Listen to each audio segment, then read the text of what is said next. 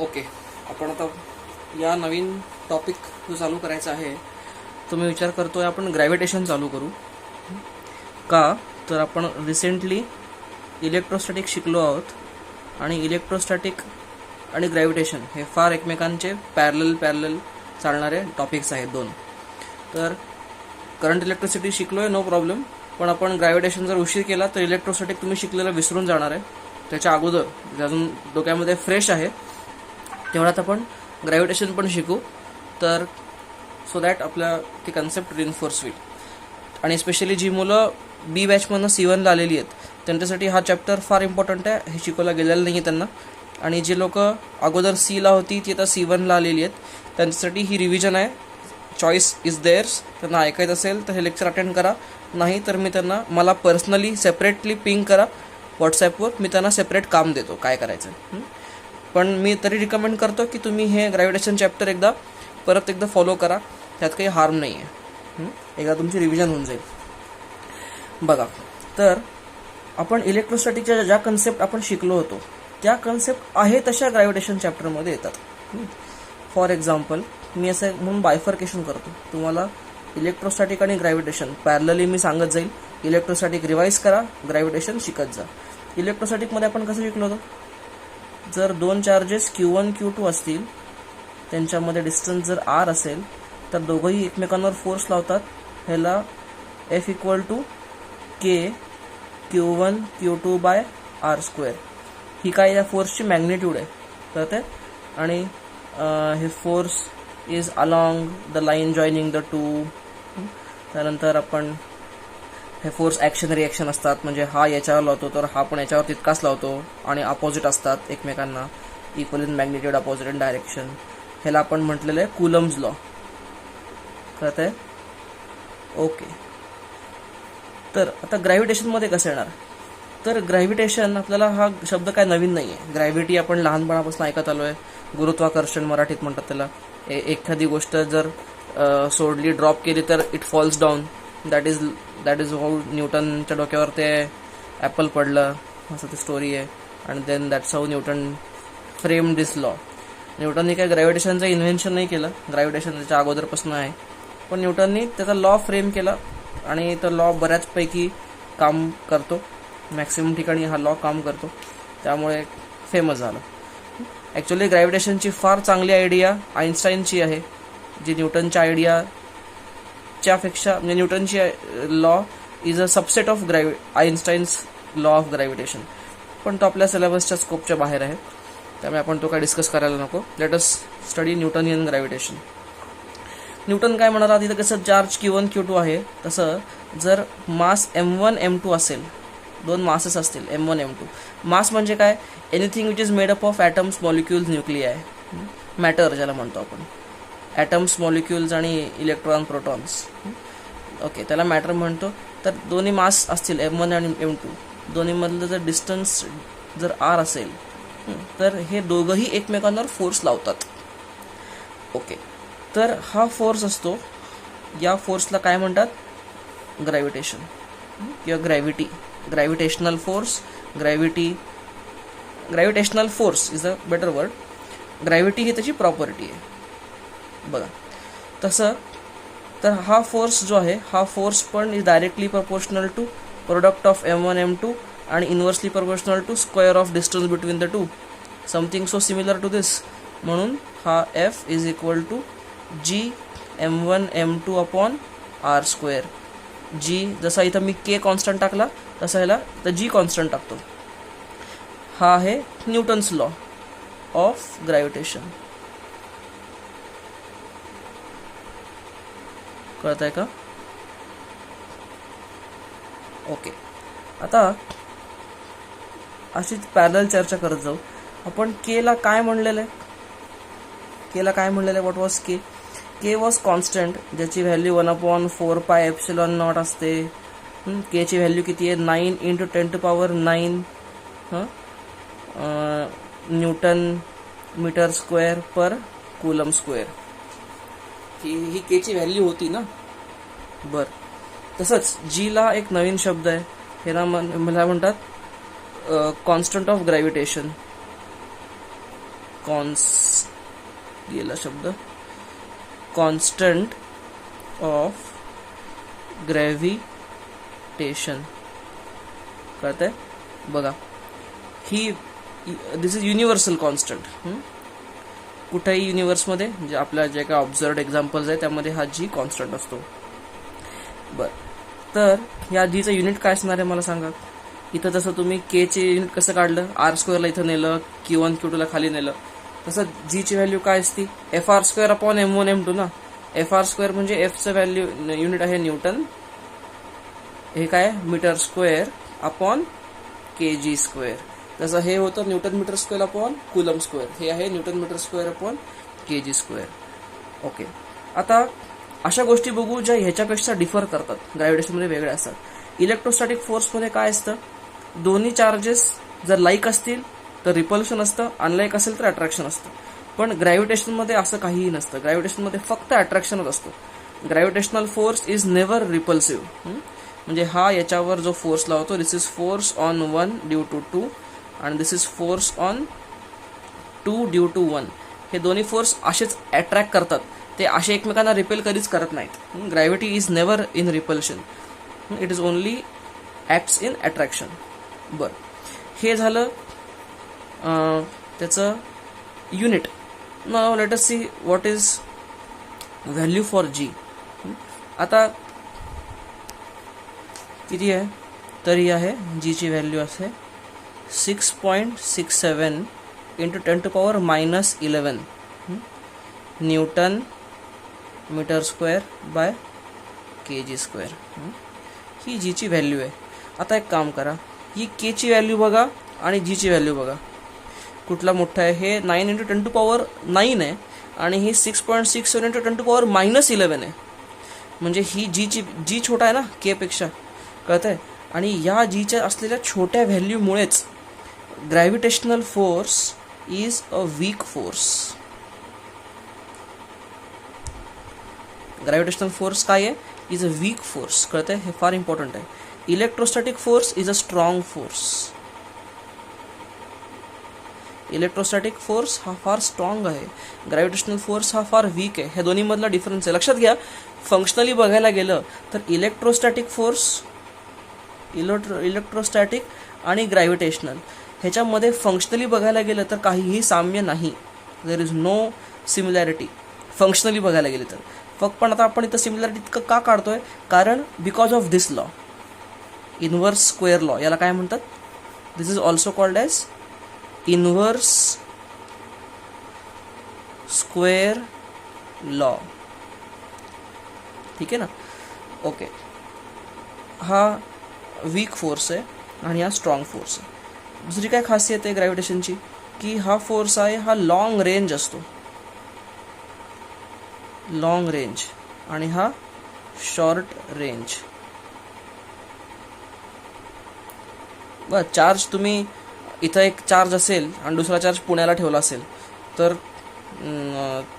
तो तिची अफेक्ट नाही करणार एकमेकांना, कारण ऑब्व्हियसली त्याची मॅग्निट्यूड छोटी आहे. पण ग्रॅव्हिटी अफेक्ट्स अ लॉट.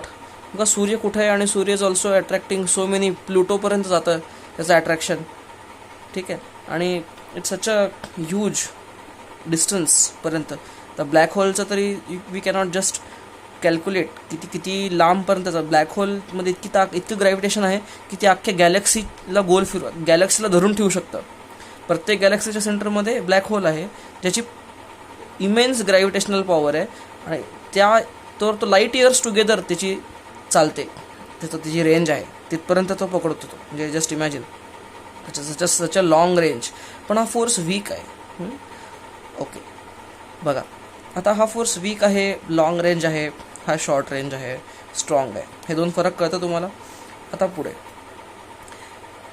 तर हे तुम्हाला कन्सेप्ट कळण्यासाठी आता सांगतोय, पण तुम्ही तुमच्या नोट्समध्ये हे असं लिहून घेतलं तरी चालणार आहे. आणि पुढच्या स्टार मारा, पुढच्या नोट्समध्ये तुमच्या स्टार मारा आणि त्याचा टॉपिक लिहा, न्यूटन्स लॉ ऑफ ग्रॅव्हिटेशन. म्हणजे आपण थोडं चांगल्या शब्दात लिहून घेऊ, न्यूटन्स लॉ. ओके, याचं स्टेटमेंट आता इथं काही लिहित नाही, मी ओरली सांगतोय, ऐका. पाहिजे असेल तर पॉज स्क्रीनला करा आणि लिहून घ्या. Newton's law, it states that when two masses are kept separate to each other, separated from each other. Okay, they exert force of attraction on each other, which is directly proportional to product of the masses and inversely proportional to square of distance between the two. This force is called force of gravitation or gravitational force. झालं definition. ही झाली definition किंवा statement न्यूटनच्या लॉचं. त्यानंतर तुम्ही हे लिहू शकता, draw this diagram. हे R, हे you can bring all this thing up to here. इथपर्यंत घेऊन या हे गाडी. ओके, खाली लिहिता येईल की अजून हा फोर्स काय, this is nature of this force. Nature of force is of attraction only. नशीब ते फक्त अट्रॅक्शन आहे. रिपल्शन असतं तर अर्थने आपल्याला रिपेल केलं असतं तर कुठे गेलो असतो आपण. This exists in attraction and repulsion based on nature of charge. म्हणजे like unlike, nature of charges. पण ह्याच्यामध्ये काय आहे, there is no repulsion, it's only attraction. Okay, अजून ह्याची अजून काय खासियत आहे, it acts along line joining the two masses. लक्षात घ्या, तुम्ही इलेक्ट्रोस्टॅटिकमध्ये जे काय ते लिहिलं होतं हे असंच होतं ना सगळं.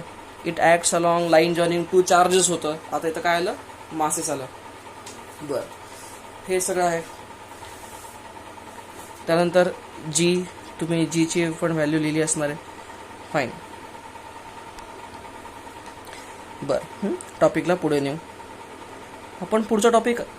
पुढचा टर्म बघितली होती इलेक्ट्रोस्टॅटिकमध्ये. ओके, बिफोर दॅट मी तुम्हाला एक छोटं एक्झाम्पल मला द्यायचं आहे. बघा, याला मी कंटिन्यूच करू का एक्झाम्पल तुम्हाला देऊ. बरं, ठीक आहे, कंटिन्यू पुढे करता येईल. एखादा एक्झाम्पल लिहून घेतो. आता या फोर्सला मी वीक फोर्स का म्हणतो. बघा, समजा, आणि असं नाही आहे की ग्रॅव्हिटेशन हे फक्त अर्थ, सन, मून ह्याच्यामध्येच असतं. ग्रॅव्हिटेशन सगळ्यामध्ये असतं. आपण जरी आता हा एक पेन आणि हे एक टोपण आहे इथं ठेवलं तर या दोघांमध्ये पण हा पण मास आहे, हे पण मास आहे. दोघांमध्ये काहीतरी सेपरेट डिस्टन्स आहे. ओके, आता इथनं जर मी ह्याला सोडलं तर काय व्हायला पाहिजे अकॉर्डिंग टू दिस लॉ, हे असं अट्रॅक्ट झालं पाहिजे का नाही पाहिजे. पाहिजे ना, पण असं दिसतच नाही. असं जरी मी सोडलं, हे सोडलं तर ठीक आहे, खाली पडायला लागलं म्हणून, पण हे सोडलं तर हे असं एकमेकांना चिटकत का नाही. ओके, तर ह्याचं आपण ॲनालिसिस करू. किंवा आपण आता तुम्ही बेंचवर शेजारी बसता, तुम्ही एकमेकांना चिटकत का नाही जर ग्रॅव्हिटेशनल फोर्स असेल तर. बघा, ह्याचं सिम्पल ॲनालिसिस आहे. हा एक कोणतरी बसला आहे, हिरो आपला, दुसरा हिरो आहे. ओके, तर असे दोन हिरो आहेत तिथं. तर पुढच्या बेंचवर कोण बसलेला असतो, एक असतो तो, नाही प्रतीक नाही, तो कोण, दीपक, आणि अजून एक. ओके, नावच आपला लोचा आहे. तर असे दोन लोक बसलेले आहेत आपल्या क्लासमध्ये. दोघांच्या मधला अंतर आहे समजा 1 मीटर घेऊ. ओके, याचं वजन आहे, आपण किती वजन असतं, 40 किलो घ्या. मास आहे ना बेसिकली, 40 kg वेट हे असं म्हणतो आपण, पण त्याचा 40 kg इज मास ऑफ दिस. आणि हे काय, समजायचा मास 50 kg आहे. तर मला सांगा, आपल्याला दिसत का नाही दोघं असं चिटकून गेले बेंचवर बसलेले. असं दिसत नाही आपल्याला का. बघा, तर या लॉच्या अनुसार दोघं एकमेकांवर किती फोर्स लावतात, F equal to G M1 M2 by R² ना. बोला, जीची व्हॅल्यू किती आहे, 6.67 इंटू 10⁻11 ठेवली जीची value. M1 M2 40 into 50 upon R², 1 मीटरचा स्क्वेअर. ओके, हे झाले 5 चौक 20. 20चं 3 0 तिथं गेले, आणि 7 2 14, 7 2 12 13, 7 2 12 13, इंटू 10⁻⁻8 न्यूटन इतका फोर्स आला. हा फोर्स छोटा आहे का मोठा आहे? एकदम छोटा आहे, कारण 10⁻⁻8 म्हणजे 0.00000 वेळा 0 आणि 13 असं येईल ना. तर हा फोर्स इतका मायनर आहे, इतका बारीक आहे. त्यामुळे आपल्याला फॉर अर गुड फॉर्च्यून हे जी कमी असल्यामुळे, अनफॉर्च्युनेटली समजा जर जी जास्त असतं, समजा या जीची व्हॅल्यू अशीच काहीतरी असती 9 इंटू 10⁻+9 इथे ठेवलं असतं तर काय झालं असतं? जस्ट इमॅजिन, हा फोर्स आला असता +9 असता तर +9 आणि हे 3 +12 आलं असतं. इथं +12 फोर्स असता हा इतका, तर आपण एकमेकांमध्ये सगळे क्रश झालो असतो. सगळा मॅटर सगळं एकच लगदा बनलं असतं. We all would have died long back. जन्म झाला नसता basically. We would not have seen the life as it is right now visible. Okay, so for uh good luck जीची व्हॅल्यू इतकी कमी आहे. That's why we can life can take place, take shape the way we are seeing right now. कळत आहे? Okay, या फोर्सच्या इतक्या कमी व्हॅल्यूमुळे आपल्याला डेली लाईफमध्ये हे फोर्स ऑफ अट्रॅक्शन अकाउंट करायची गरज नाही. असं नाही की मी चाललोय आणि आजूबाजूचे लोक मला चिटकायला लागलेत, ठप ठप ठप ठप ठप ठप येऊन, किंवा आजूबाजूचे काहीतरी ऑब्जेक्ट्स मला चिटकायला लागले. असं होत नाही ना आपलं. का होत नाही? बिकॉज ऑफ दिस रिझन, जीमुळे. जी फार वीक आहे, कमी आहे. ओके, पण आपण ग्रॅव्हिटेशन जर वीक फोर्स म्हणलंय, तर मग मी कोणीतरी गच्चीवरनं उडी मारली, 3ऱ्या मजल्यावरनं गच्चीवरनं कोणीतरी उडी मारली, तर काय ग्रॅव्हिटेशन वीक फोर्स आहे, निवांत जाऊ खाली, असं होतं का? नाही, असं होत नाही. तुम्ही येतं बघा ना, हा पेन तुमच्या समोर डोळ्यासमोर सोडतोय मी, लगेच खाली पडला. असं काही निवांत तास लागला का त्याला पडायला? नाही. का? मी तर ग्रॅव्हिटेशनला वीक फोर्स म्हणलंय. पण आता मला ग्रॅव्हिटेशन स्ट्रॉंग वाटतो का आहे? हां, त्याचं कारण आहे अर्थ. लक्षात घ्या, जी जरी कमी असला तरी जेव्हा आपण, ही पृथ्वी आहे, लक्षात घ्या, this is earth and this is the pen जे मी ड्रॉप करतोय. या पेनचं वजन किती आहे? या पेनचं वजन किती आहे? समजा 10 ग्रॅम. आणि mass, what I mean here is mass. पेनचं मास समजा 10 ग्रॅम आहे. अर्थचं मास किती आहे? 6 इंटू 10⁻24 kg हे पृथ्वीचं मास आहे. आता बघा, आता फोर्स ऑफ अट्रॅक्शन बिटवीन हा पेन आणि अर्थ काढतोय मी. किती आहे? जीची व्हॅल्यू 6.67 इंटू 10⁻−11. M1 M2 हे आहे 10 ग्रॅम. 10 ग्रॅम म्हणजे 10⁻−2 kg ना. आणि 6 into 10⁻24 M1 M2 by R². समजा हे मी 1 मीटरवरून सोडलं आपल्या आणि आपण जर हे 1 मीटर पकडलं, हे 1 मीटर नेग्लिजिबल आहे ना. कशाच्या टर्म्समध्ये? From centre of earth. अर्थच्या सेंटरपासनं अर्थची radius किती आहे? कॅपिटल R किती आहे? 6400 किलोमीटर, म्हणजे 64 इंटू 10⁻5 मीटर. आणा इथं ठेवा, म्हणजे ते किती? R² ना, म्हणजे किती झालं? 64 इंटू 64 इंटू 10⁻, 10 10⁻10 ना. ओके, सॉल्व करत आहे. हे 64 I can write like this. 6.6 into 10⁻13 into 6 into 10⁻24 upon 6.4 into 6.4 into 10⁻12 असं लिहू आहे. हे ऑलमोस्ट सेम आहे. 6.4 6.6 काही फार फरक नाही. हे पण आपण सेम धरून चालू, 6.4 आणि 6. तसंच जर झालं तर आपण काय मिळेल मला? तर हे 12 आणि 10⁻−1 न्यूटन, म्हणजे किती आहे? 0.1 न्यूटन. कळतंय का? आता 0.1 न्यूटन ही सिग्निफिकंट व्हॅल्यू आहे. तुम्ही जर ही व्हॅल्यू बघितली, हे 10⁻−8 न्यूटन हे फारच म्हणजे मेजर करायच्या पलीकडे आहे. पण आता हे 0.1 न्यूटन इज मेजरेबल ना. कळतंय ना? त्यामुळे 0.1 न्यूटन हा फोर्स हा मेजरेबल फोर्स आहे. And it is very important for this. कळतंय? आणि दॅट इज द रिझन आपल्या पृथ्वीवर ग्रॅव्हिटेशन जरी वीक फोर्स असला तरी आपण पृथ्वीवर तो स्ट्रॉंग एक्सपिरियन्स का करतो? कारण आपल्याला ओढणारा मास इतकं मोठं आहे, अर्थचं मास इतकं जास्त आहे, म्हणून आपल्याला जरी ग्रॅव्हिटेशन हा वीक फोर्स असला तरी पण आपल्याला तो पृथ्वीच्या सान्निध्यामुळे, because of the proximity of earth, we feel that the gravitational force due to earth is very very strong because of the huge mass. तुम्हाला हे सगळं कळतंय? या दोन्ही केसेस तुम्ही लिहून घ्या. तुम्ही आता जे काय मी सांगतोय ते सगळं इम्पॉर्टंट आहे, सगळं तुमची कन्सेप्ट बिल्ड करणार आहे. त्यामुळे अजिबात न लसता सगळं पॉज करा आणि लिहून घ्या, वेळ लागू दे त्याला. झालं असेल लिहून तर पुढे वळू. परत कम्पॅरिझन आपण चालूच ठेवू. इलेक्ट्रोस्टॅटिकमध्ये आपण शिकलो होतो, आपण पुढची टर्म बघितली इलेक्ट्रोस्टॅटिकमध्ये, ती म्हणजे इलेक्ट्रिक फील्ड. आठवतं electric field? Electric field intensity किंवा इलेक्ट्रिक फील्ड असं म्हणतो त्याला. काय असतं इलेक्ट्रिक फील्ड?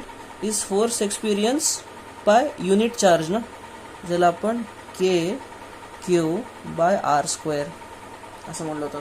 म्हणजे हे काय आहे? KQ. जर Q चार्ज असेल तर त्याच्यापासून R अंतरावरच्या पॉईंटवर किती, 1000 युनिट चार्ज ठेवला 1 कुलम, तर तो 1 कुलम किती फोर्स एक्सपिरियन्स करेल, हेच ना इलेक्ट्रिक फील्ड. आता मला इलेक्ट्रिक फील्ड समजावून सांगायला लावू नका, हे तुम्ही आपण हे क्लासमध्ये भरपूर केलेलं आहे. एकदा क्लासची इलेक्ट्रोस्टॅटिकची नोटबुक समोर ठेवून बसलं तरी हरकत नाही. बघा, हे झालं इलेक्ट्रिक फील्ड. आता मी इथं तेच लिहितो, ह्याचा भाऊ इलेक्ट्रिक फोर्स, ग्रॅव्हिटेशनल फोर्स मग अशी बघितला. आता इलेक्ट्रिक फील्ड काय आहे? Force experienced per unit charge. आता काय लिहितो मी? इलेक्ट्रिक फील्ड सारखं इथं लिहितो मी gravitational field. Gravitational field, okay ना. आता बघा, ह्याला कॅप्शन वापरतो E⁻G.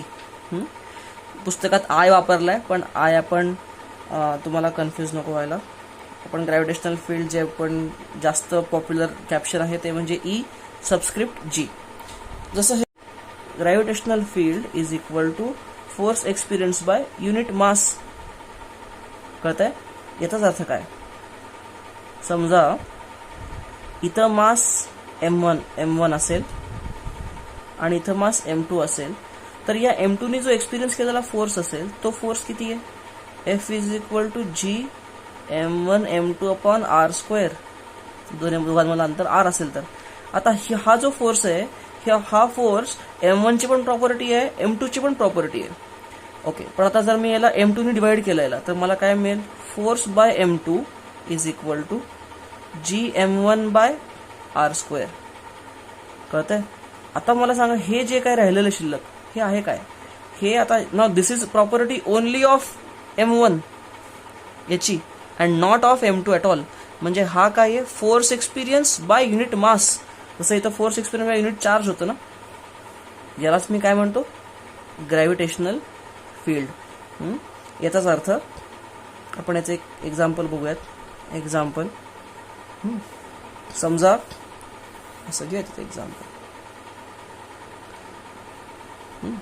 इथं एक मास आहे M, से 20 kg, आणि इथनं 5 मीटर अंतरावर, बोला मला सांगा ग्रॅव्हिटेशनल फील्ड किती असणार आहे?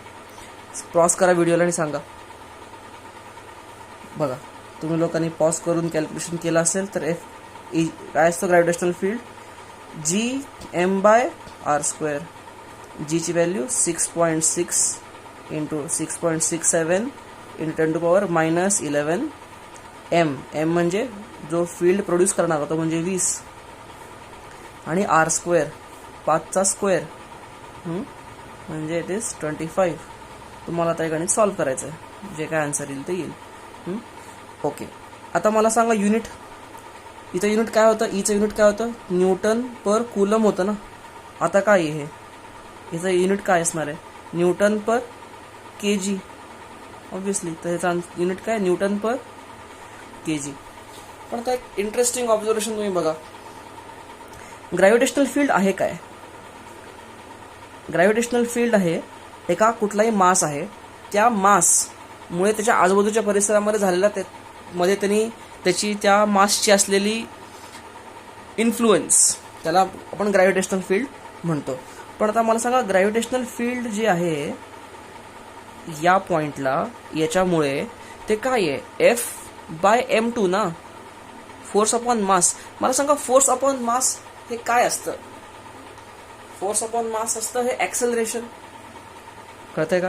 हा, आता या पॉइंटला इलेक्ट्रोस्टॅटिक आणि ग्रॅव्हिटेशन मध्ये डिफरन्स आहे. डिफरन्स म्हणजे इथं ते दोघं एकमेकांसोबत जात नाहीत, इथं थोडं डिफर होतात.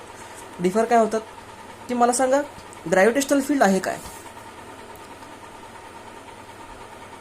Gravitational field at a point, हे लिहून देतो तुम्हाला मी. Gravitational field at a point at distance r from a mass m is force experienced by unit mass kept at that point. हे झालं डेफिनेशन. म्हणजे काय आहे ग्रॅव्हिटेशनल फील्ड, ज्याला मी E सबस्क्रिप्ट G असं जर साईन वापरलं तर मला लिहिता येईल Eg is equal to G, तो मास जर m आहे ना, तो Gm/r². ओके, पण मला सांगा हे काय आहे? Force experienced by unit mass. मला सांगा force experience by unit mass असतं काय? आपल्याला माहिती आहे न्यूटनचा law F equal to m आहे आणि F/m इज a ना. कळतंय का? म्हणजे force upon mass is acceleration. त्यामुळे ग्रॅव्हिटेशनल फील्ड डिफाईन करायची अजून एक पद्धत आहे. Therefore gravitational field is nothing but acceleration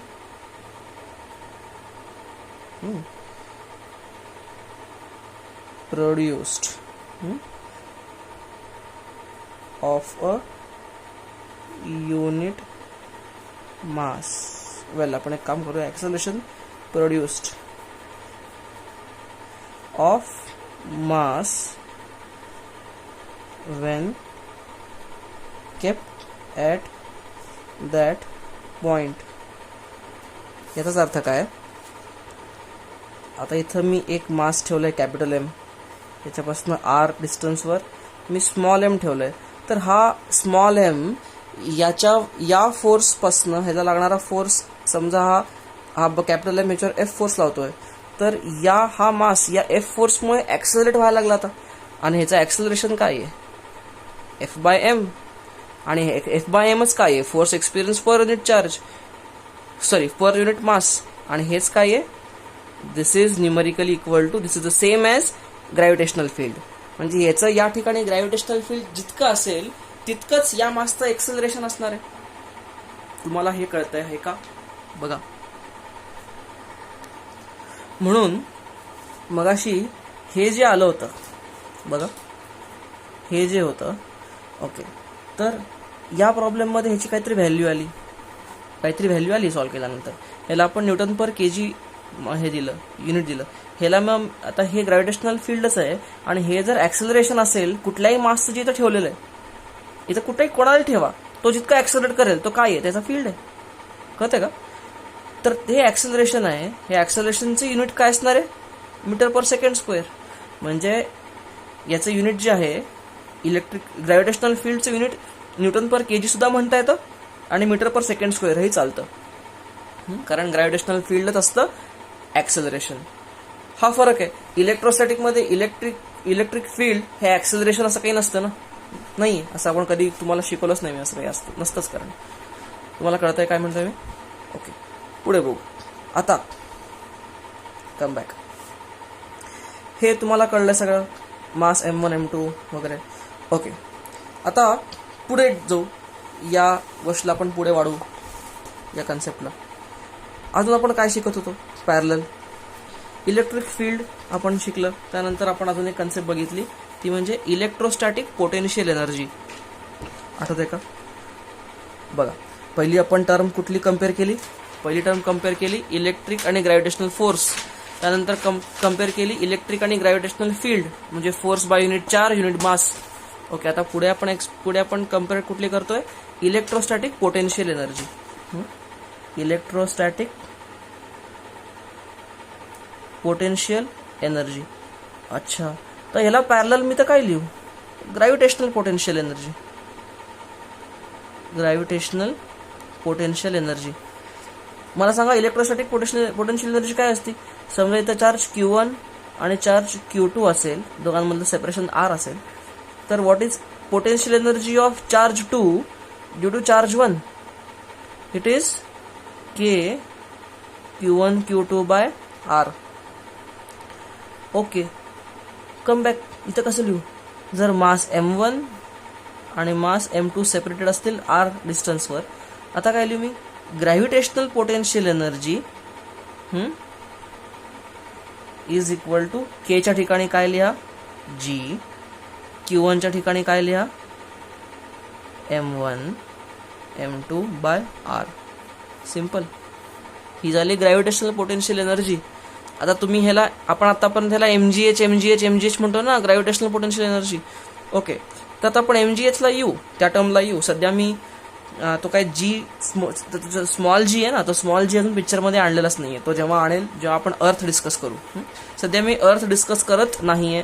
he gravitational potential जी एनर्जी कुठल्याही दोन मासेसला असू शकते, between pen and a cap, between this hand and this hand. Okay, between this ring and this cap. This can be between any two masses. कळते? It is not necessarily between Earth, Moon, Sun and all that stuff. जेव्हा आपण अर्थ discussion करू तेव्हा मी तुम्हाला I tell you what is acceleration due to gravity वगैरे, आपण ह्याच्या थोडी ते स्मॉल जी वर डिस्कस करूयात थोड्या वेळाने. तुम्हाला कळलं what is gravitational potential energy. Okay, जशी इलेक्ट्रिक पोटेन्शियल एनर्जी तशीच इथं होती ग्रॅव्हिटेशनल पोटेन्शियल एनर्जी. ठीक आहे. ओके, तर ही कन्सेप्ट आहे. याच्यावर आपण एखादं एक्झाम्पल बघूयात. सिम्पल सबस्टिट्यूशन एखादं करता येईल. 1-2 kg आहे, 3 मीटर अंतरावर 5 kg आहे. बोला किती gravitational potential energy. UG equal to G 6.67 into 10⁻11 2 into 5 into 9 3 square ना, तर नॉट स्क्वेअर, सॉरी, खाली R स्क्वेअर नाही आहे, फक्त R आहे. तर मी चुकून खाली 9 लिहिलं होतं. ओके, सॉल्व जमेला. तुम्हाला काय मिळेल, you will get something in joule. इतके जूल एनर्जी आहे या ठिकाणी याच्यामुळे, किंवा या ठिकाणी याच्यामुळे. कळतंय? ग्रॅव्हिटेशनल पोटेन्शियल एनर्जी हा शब्द कळलाय का बघा. अजून एक फार इम्पॉर्टंट टर्म, इम्पॉर्टंट गोष्ट मी सांगायची माझ्याकडनं राहून गेली, ती म्हणजे आपण ग्रॅव्हिटेशनल पोटेन्शियल एनर्जी तर मायनस लिहितो. I tell you Y. आता ॲक्च्युली बघायला गेलं तर या सगळ्याच आत्तापर्यंत तुम्हाला सांगितलेल्या अर्ध्या तासाच्या लेक्चरमध्ये मी कुठंच तुम्हाला डायरेक्शनचा उल्लेख केलेला नाही आहे. मी फक्त मॅग्निट्यूड घेऊन चाललेली आहे. आपण डायरेक्शन जर घेऊन बघितली तर काय याचा अर्थ, तर F equal to -GM1m2 bye R² यायला लागेल.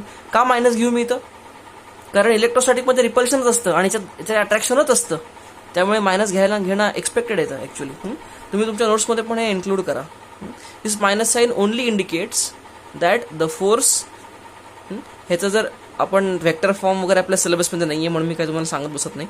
हा जो फोर्स आहे it is attractive in nature, हे मायनस इंडिकेट करतं. बाकी काही मायनसचं बाकी सिग्निफिकंट काही नाही, बाकी सगळं आपलं तेच राहील, फक्त मायनस लिहा, that will be vectorially correct. Similarly electric फील्डमध्ये पण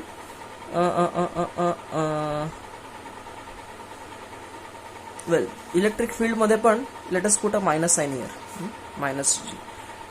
फाईन, कारण that is also acting towards the mass. बरं, टुवर्ड्स द मास ह्याचा अर्थ काय, जसं मास इथं असेल तर इलेक्ट्रिक ह्याचं ग्रॅव्हिटेशनल फील्डची डायरेक्ट दिशा अशी असते ना. आठवतं आपण इलेक्ट्रिक फील्ड लाईन काढल्या होत्या, त्यामध्ये प्लस साईन असेल, +Q असेल तर आपण ते त्यातनं इलेक्ट्रिक फील्ड लाईन बाहेर जाताना दाखवतो, -Q असेल तर आत जाताना दाखवतो. Yes, okay. तसंच याच्यामध्ये बाहेर जाताना जाणारं काहीच नसतं ग्रॅव्हिटेशनमध्ये. का, because there is no repulsion in gravitation, it's only attraction. म्हणून आपण ह्याला मायनस क्यू असेल तर असतं ना हे जवळ येणारं. आपण निगेटिव्ह मास तरी म्हणत नाही त्याला, -m म्हणत नसतो, फक्त आपण ते हे असं दाखवण्यासाठी की ते एकमेकांच्या जवळ येत आहे म्हणून आपण तर मायनस साईन ठेवलेलं व्हेक्टोरियली जास्त योग्य राहील, पण संख्येमध्ये काहीच चेंज होत नाही. ठीक आहे ना. तसंच कम बॅक टू दिस एनर्जीमध्ये पण मी काय करतो सेम.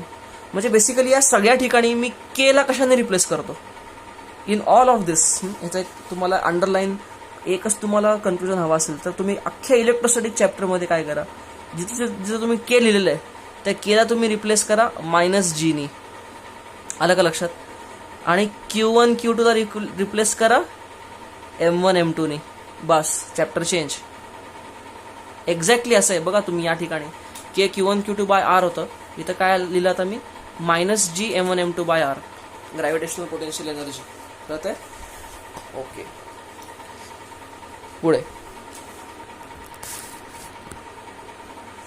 पुढची टर्म बघूयात. पुढची टर्म आपण इलेक्ट्रोस्टॅटिक आणि ग्रॅव्हिटेशनची कंपॅरिझनमध्ये बघूयात. पुढची टर्म आपण काय बघितली इलेक्ट्रोस्टॅटिकमध्ये, इलेक्ट्रिक पोटेन्शियल किंवा इलेक्ट्रोस्टॅटिक पोटेन्शियल, ज्याला मी प्रेमाने व्ही म्हणतो. मला सांगा, इलेक्ट्रोस्टॅटिक पोटेन्शियल एनर्जीला मी प्रेमाने यू म्हणतो होतो ना, आता याला आपण व्ही म्हणतोय. दोन्हीमध्ये फरक काय होता बघा, उघडा आणि सांगा. आता मी काय तुम्ही बोलताना ऐकू शकत नाही आहे. तुमच्यापैकी किती लोक ऐकता झोपलेत, झोप लागली आहे, पेंग आलेली आहे, ढेकर मारतायत, मस्त पोटभर जेवण झालंय. I cannot see all that. काही लोक शेजारी गेम खेळत बसलेत, गप्पा मारत एका ठिकाणी चालू करून दिलंय. काही सांगता येत नाही तुमचं. एनिवे, तर मी तरी आशा करतो की तुम्ही ह्याला जस्टिस देताय आणि द्या. चेष्टेचा भाग वगैरे आपण नंतर करूया, चेष्टा काय करायची आहे, पण आता ह्याच्यात या काळात चेष्टा नका करू, कारण आपण जरा क्रुशियल पिरियडमध्ये चाललो आहे. बरं, आता तुम्ही लोक मला चावी मारायला पण नाही आहे. सरांना काहीतरी ब्लॅक होलची चावी मारली की सर परत ब्लॅक होलमध्ये गेले, असं तर काही चान्स नाही आहे. त्यामुळे बरं आहे, हा क्लास त्या दृष्टीने फायद्याचा आहे. नाहीतर कृतिक जोशी बसलेलाच असतो असं काहीतरी करायला. Okay, so come back. Electrostatic potential energy मी काय सांगितलं तुम्हाला की हे आपण डिफाईन कसं केलं आठवतं आहे का. Electrostatic potential energy at a point from one charge is given as amount of work done. मी तुम्हाला 1000 एक्झाम्पल दिले, ते भिगवणारनं पोरांना आणलं आणि ते पर unit charge, per unit head, मला किती एनर्जी वेस्ट करावं लागेल वगैरे वगैरे वगैरे, जरा सगळं आठवा. तर हे मी डिफाईन कसं केलं होतं. तुम्ही ज्या ज्या ठिकाणी बसले त्या ठिकाणी स्वतः बडबड करा. कसं केलं होतं. Potential energy at a point from one charge is defined as amount of work done to bring that particular charge from infinity to that particular point. ठीक आहे ना. तर असंच मी डिफाईन केलं होतं. ही इलेक्ट्रिक पोटेन्शियल एनर्जी झाली. आणि इलेक्ट्रिक पोटेन्शियल काय कसं डिफाईन केलं होतं. इट इज, समजा हा Q1 चार्ज आहे आणि R पॉईंटवर, आता हे Q2 चार्ज आणत नाही मी, आता किती आणतो, युनिट चार्ज. युनिट चार्जला जर मी इन्फिनिटीपासनं, इथं इन्फिनिटी आहे, या इन्फिनिटीपासनं त्याला मी इथं या ठिकाणी आणायच्यासाठी मला किती कार्य करावं लागेल, किती वर्क करावं लागेल, ते वर्क त्याला काय म्हणतो, इलेक्ट्रिक किंवा इलेक्ट्रोस्टॅटिक पोटेन्शियल म्हणलं होतं. हे कुठल्याही चार्जसाठी असतं आणि युनिट चार्जसाठी असतं, हा एक फरक आहे. ओके, तर आपण व्ही काय म्हणलं इलेक्ट्रोस्टॅटिक पोटेन्शियलला. आता याच्यामुळे झालं ना, म्हणजे KQ1 बाय R. ठीक आहे ना. काही नाही, हे Q2 ने त्याला डिवाइड केलं आहे, काही विशेष नाही, असं आलेलं. Okay, this is nothing but U by Q2. Okay, आता मी तर काय लिहितो, gravitational potential. Gravitational potential V, ह्याला व्हीच शब्द वापरू, ह्याला काही VG करू. चला, VG gravitational potential energy, gravitational potential. काय करता येईल, आपलं लॉजिक सेम आहे. काय करायचं, के ला कशाने रिप्लेस करायचं, -g नी, Q1 Q2 ला M1 M2 नी. याचा अर्थ VG ची व्हॅल्यू किती आली, -g M1 by R. As simple as this. हे काय आहे, समजा इथं मास m1 आहे, त्याच्यापासून r अंतरावर मला m2 मास आणायला, सॉरी नॉट m2, युनिट मास म्हणजे 1 kg मास आणायला, m2 मास आणायला किती कार्य करावं लागलं ते झालं हे. युनिट मास आणायला या इन्फिनिटीपासून त्याला इथं घेऊन यायचं किती कार्य करावं लागेल एका युनिट मासला, ते काय झालं, त्या ठिकाणचं ग्रॅव्हिटेशनल पोटेन्शियल झालं. Vg is equal to -g m1/r. मला कळतंय? हो म्हणा त्या जागेवर तुमच्या, मला ऐकू येईल. मला तितकी सवय लागली आहे असं विचारायची की मी असं म्हणलं की माझ्या घरातले सगळे लोक हसायला लागतात. म्हणजे हा व्हिडिओवर सुद्धा विचारतोय मुलांना. हो म्हणा. ठीक आहे. वेल, तुम्हाला कळतंय हे ग्रॅव्हिटेशनल पोटेन्शियल याचं युनिट काय असणार आहे. ह्याचं युनिट तरी ज्यूलच आहे ना, कारण ती एनर्जीच आहे, स्केलर क्वांटिटी आहे. ह्याच्यापेक्षा मला अजून काही सांगायची गरजच नाही. ग्रॅव्हिटेशनल पोटेन्शियल एनर्जीचे युनिट काय असणार आहे, जसं इलेक्ट्रिक पोटेन्शियलचं युनिट काय होतं, जूल पर कुलम होतं ना, असं इथं काय असणार आहे, हे joule per kg. Is it understood to you? कारण हे एनर्जी पर युनिट मास आहे ना. चला, मी जे काय बडबड केली आहे सगळं पॉज करा आणि लीट लिहून घ्या. ओके, हे होमवर्क घ्या. असे 3 मासेस असे स्क्वेअरच्या व्हर्टायसेसवर ठेवल्यात. मी फक्त मुद्दामून इथं ठेवत नाही काही, हे ब्लँक आहे, इथं काहीही नाही. ठीक आहे ना, या ठिकाणी काहीही नाही. ओके, तर स्क्वेअर आहे 4 मीटर बाय 4 मीटरचा, फक्त इथं ब्लँक आहे. असं असेल. ब्लँक का ठेवलाय, कारण हे पण 2 kg दिलं तर तुम्हाला हे इलेक्ट्रिक इथला फोर्स 0 येईल, इलेक्ट्रिक फील्ड 0 येईल. मला तसलं नको आहे, म्हणून तुम्हाला काहीतरी व्हॅल्यू पाहिजे, म्हणून इथं मी ब्लँक ठेवले. तर काहीच नाही आहे, नथिंग इन हिअर. तर तुम्हाला या स्क्वेअरच्या 4 मीटर बाय 4 स्क्वेअरच्या 3 व्हर्टायसेसवर 2 kg असे आहेत. आता या पॉइंट Pच्या ठिकाणी समजा इथं पण 2 kg मास ठेवलेलं आहे. पॉइंट Pच्या ठिकाणी 2 kg मास आहे. तर क्वेश्चन आहे, find force at middle at P असं म्हणतो. Find gravitational field at P. Find U gravitational potential energy at P आणि find gravitational potential at P. चला, होमवर्क 4 प्रॉब्लेम्स आहेत, हे पटपट करा.